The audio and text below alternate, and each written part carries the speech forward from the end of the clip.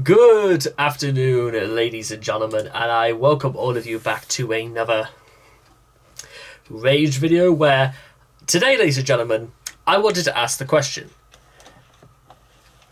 As of right now, I'm actually in the production of ranking every single episode of Father Ted from worst to best, which I think it's kind of like one of those things I've never really seen many people do, like rank every single episode from a British comedy sitcom, because I'm absolutely going to finish off doing the one for Father Ted, and then what would we do next? Maybe we should do like something like maybe like maybe every episode of Only Fools and Horses ranked worst to best. That would be a tremendous undertaking, because there's like nearly 96 episodes, I think, in total of Only Fools and Horses, and it might even go into something like maybe I don't know, what would we do after that? Maybe like every episode. Well, Gavin and Stacey might be a bit harder because their episodes are a lot more consistent, whilst there are some episodes that do range quite drastically in Only Fools as well as Father Ted. But I'm sure we can actually find some compromise somewhere. I'm also, again, the reason why I'm doing this clip, first of all, is for context reasons. Should I just go ahead and do a reaction to every single episode of Father Ted?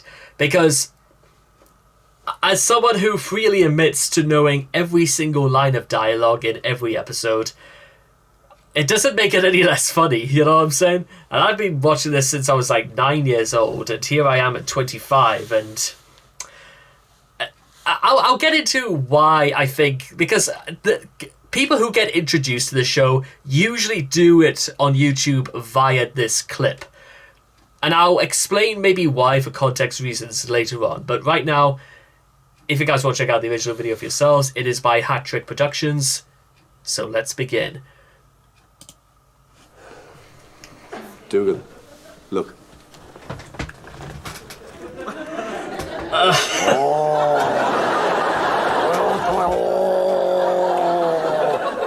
I am Chinese, if you please.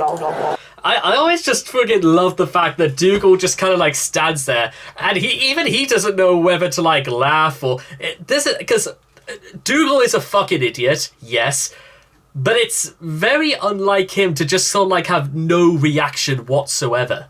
And usually whenever Dougal has a very like, his reactions are rather like, they're very ecstatic, but they're actually very, very well animated. But here, it's like he genuinely does not know what to do. It's like I got the impression that Aro O'Hanlon was just like either told to improvise, or he genuinely did not know what was going on. Which is, even just doing this really stands out. The acting in Father Ted is like, for comedy, for not just for comedy, but just in general, is like leagues above EastEnders and all the rest of them. Even some of the best comedies ever made like couldn't even go through this, and I will explain why later. Come on, Dougal, lighten up.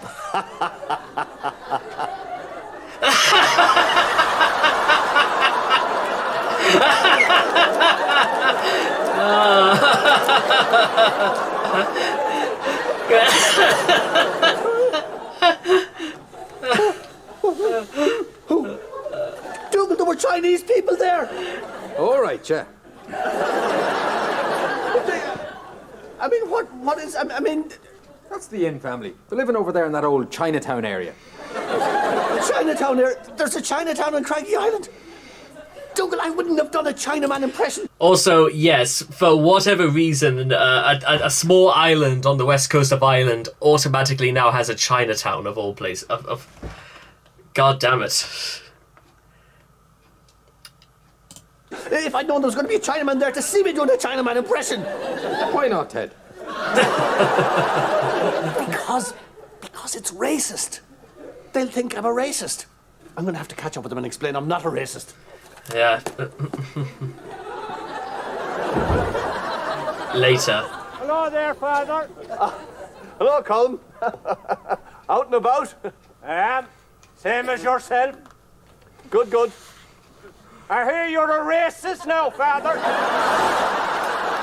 What? How did you get interested in that type of thing? Who said I'm a racist? Everyone's saying it, Father. Should we all be racist now? What's the official line the church is taking on this? Oh, no. Only the farm takes up most of the day, and at night I just like a cup of tea. I mightn't be able to devote myself full-time to the old racism. Good for you, Father. What? Oh, Mrs. Carberry. Good for you, Father. Well, someone had the guts to stand up to them at last. Coming over here, taking our jobs and our women, and acting like they own a second place. Well done, Father. Good for you. Good for you. I'd like a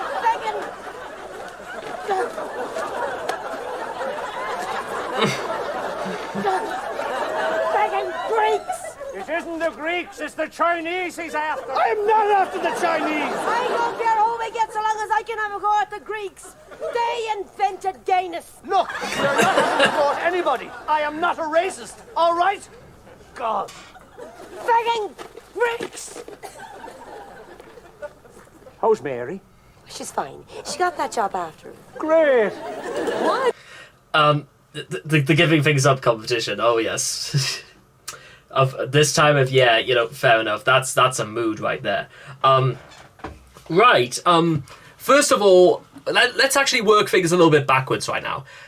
The immediate like turn, like change in the subject is like that's more. I say that's more satire than comedy, because believe you me, that is like just how people react to this sort of shit.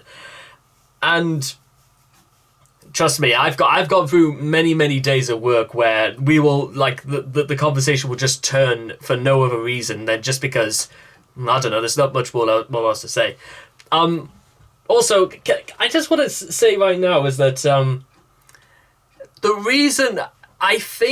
reason why so many people go to this clip, as opposed to just watching the first episode or watching something like Speed 3 or A Song for Europe or even the documentary or even the segment where Ted and Dougal are in the crypt with what's meant to be the corpse of Father Jack, and they start getting into a game of charades.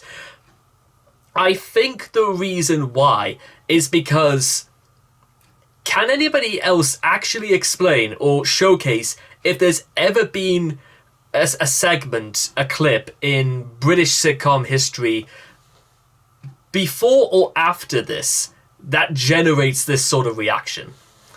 Because no word of a lie, because this was single-handedly, in my opinion, the most uncanny attempt at comedy I've ever seen in my life. And I know fine well there's probably a lot more things that there were loads of things that are out there, but that sort of brands more into shock humor.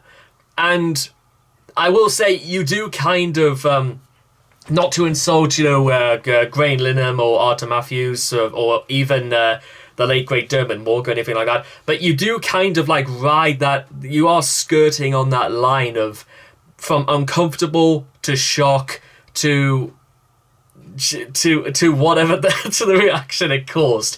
Because again, when you think about it, and not to reference or give spoilers away to what happens in the rest of the episode, trust me, the episode is not over yet.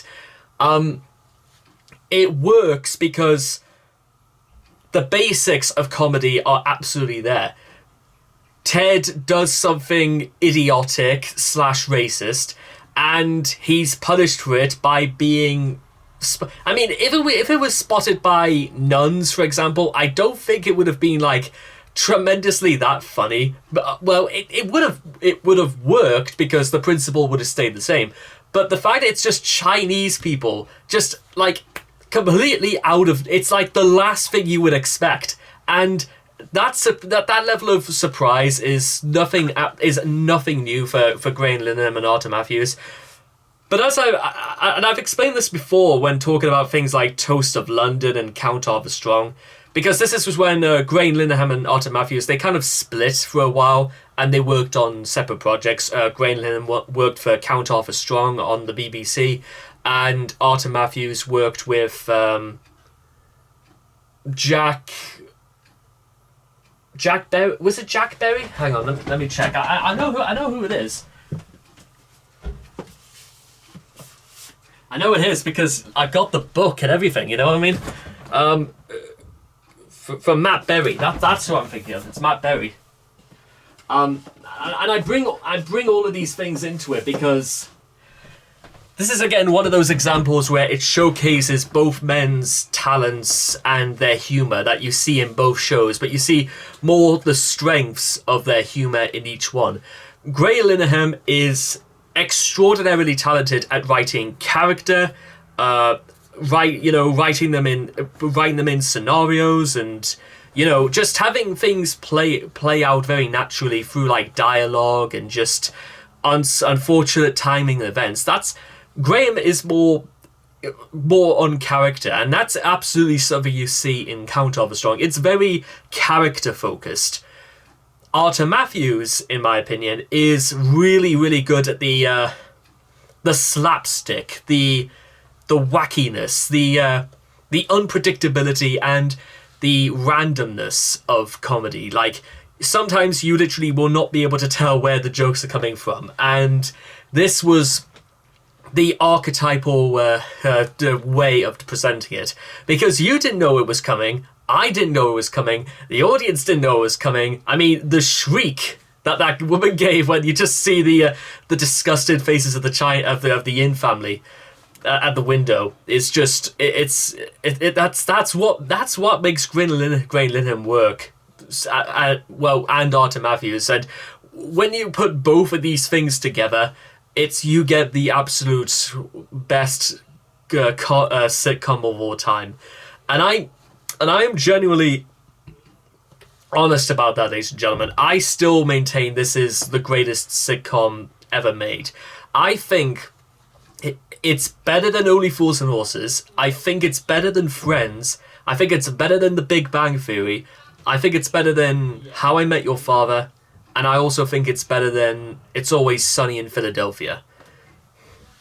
Seinfeld, I've actually never seen Seinfeld, so I wouldn't know exactly if I could bring that into the same subject, but I've seen a lot of the others, and no, Father Ted's slapstick, it's humour, it's satire as well, because remember, this takes place in Ireland anyway, and just some of the things they pull with the dialogue, and just very, like, from Father Jack being terrified of nuns to even the scandals about Ted and going to Las Vegas.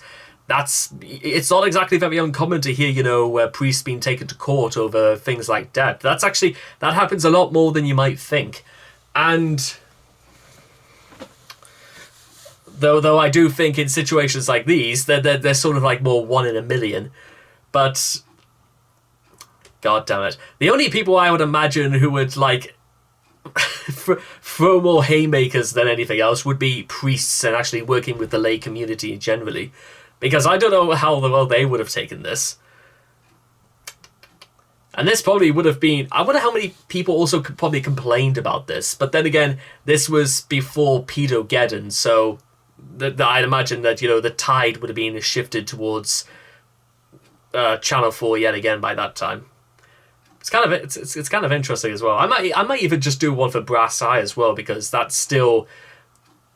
If Father Ted is the best sitcom ever made, then Brass Eye is probably the best satirical comedy ever made. Prove me wrong, ladies and gentlemen. And I hope all of you guys enjoyed that, and I'll see all of you guys again in the next video, you fucking idiots.